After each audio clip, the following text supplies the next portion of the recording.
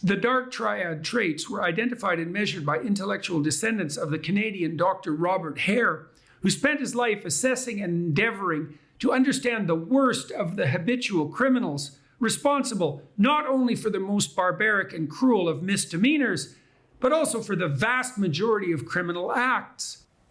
It's an interesting thesis, but there's a new dimension recently added by some psychologists to this dark triad. Sadism. Positive delight in the suffering of others. The more unnecessary and gratuitous, the better. So now we have the dark tetrad. Yay, 4 bits.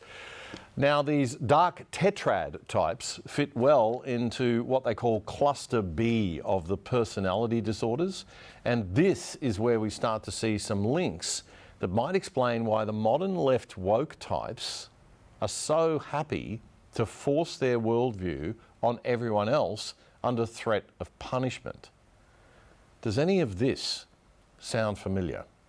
The proclivity to claim positive virtue or outright victim status while pursuing their utterly self-serving, grandiose, and destructive claims. No prominent voice activists come to mind at this point, none whatsoever.